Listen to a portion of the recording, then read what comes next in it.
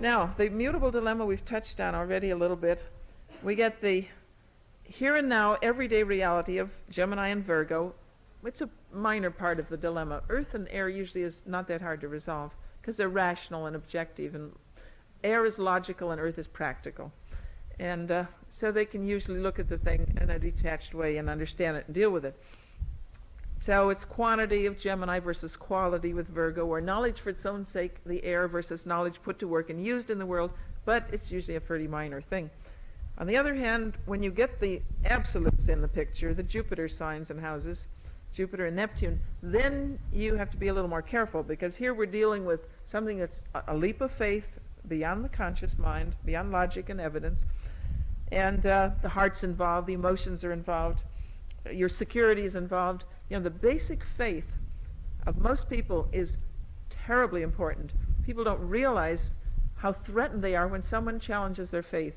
But most people react to it just like they react to an earthquake, with panic.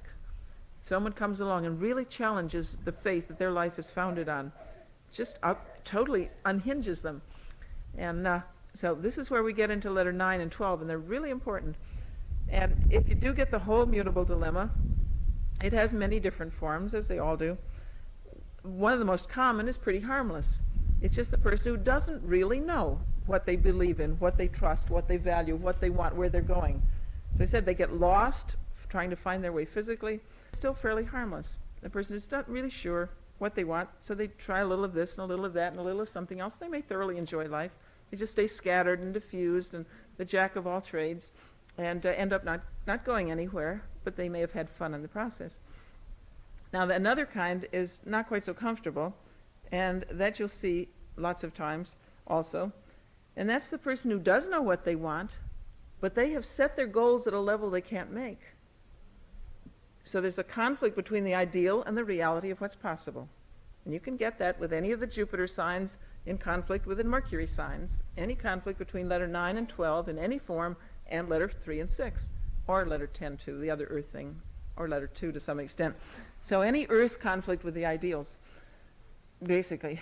And so this is the person who, no matter what they've done, it's not enough. They're never happy because they never did it well enough. They never made it to the top. They drive themselves. They're in overdrive all the time.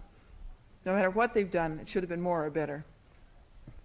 Now, for the first form of the mutable dilemma, I just recommend trying to clarify what's really important to you. What do you really believe in and trust and value? Where do you really want to go in life? If you can once get a focus and keep some time to do all the other interesting things, a little bit of time, and do them lightly. You don't have to do everything well. One or two things that are important that you do well, and you stay with them till you really arrive somewhere, and then the other things for fun. And the second form of the dilemma, I just suggest extend your timetable. You don't have to make it today or even tomorrow, maybe next week, maybe next year. Extend your timetable and remember to enjoy the journey. And that's important, because otherwise it's just like saying, I'm on my way to Manila, but I'm going to kick myself all the way across the ocean until I get there. So if you have a clear goal and you remember to enjoy the journey, the process of going towards it, you're fine. No problem. The small steps, the bite-sized goals that will get you there eventually, if not this lifetime, maybe the next. Desire's what brings you back to do something you didn't do before. Now, there are other forms of the mutable dilemma, which are the faith in the wrong place. Like I said before, turning a partner into God and finding out a human being can't be God for you. They can't give you your heaven on earth. Turning in Neptune over there, of course, does it more than Jupiter, because Neptune is so often unconscious. Water, unconscious. So the person doesn't know the kind of ideal they're looking for. They only know that they're constantly being disillusioned. Feet of clay, partner failed them and let them down. Of course, the other side of that is not to look for someone to play God for us, but someone we can play God too. Then we pick out victims. Neptune in the 7th, Pisces in the 7th, ruler of the 7th and the 12th, Venus in Pisces, ruler of the 7th in Pisces, conjunct Neptune, whatever. You know, any mixture of 7 and 12. Instead of looking for God for us, we look for someone we can play God to and pick out victims. And literally, you'll see people marry alcoholics, drug addicts, psychotics, invalids, the whole gamut. Someone they can save. Now there's a solution to everything, remember? The solution is to work as a helping professional. Don't marry them. Do it in your job. Save people in your job. Fine for astrologers to have that. Just don't marry them to save them. At any rate, this God in the wrong place is part of it. A fragment of life turned into God, turning into an absolute. And sometimes a lack of faith is the problem. A person who lacks faith and therefore has fear. You find the anxieties, the insecurities, the heavy phobias very often associated with combinations of letters 4 and 10 and 12. 4 and 10 and 12. That can be, as I said, Cancer, Capricorn mixtures, Saturn, Moon mixtures, or bringing letter 12, Neptune in the 4th house, Neptune in the 10th house, a conflict aspect with Saturn, whatever. Because remember, the 4th letter is the baby first before it's a mother. Then it's letter 10 is the power of the universe before it's our power to handle a job in the internalized conscience.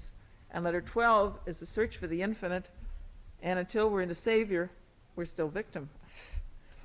You know, the universe is bigger than we are, and it may do something to us. So there's where you get your biggest anxieties, those combinations, if the person does not have faith. If the person has faith, they can face anything. The Christians walked into the den of lions singing hymns because if God was on their side, and nobody could touch them. Nobody could hurt them. Nobody could really threaten them ultimately. So if there's faith, then they're fine. They can face anything.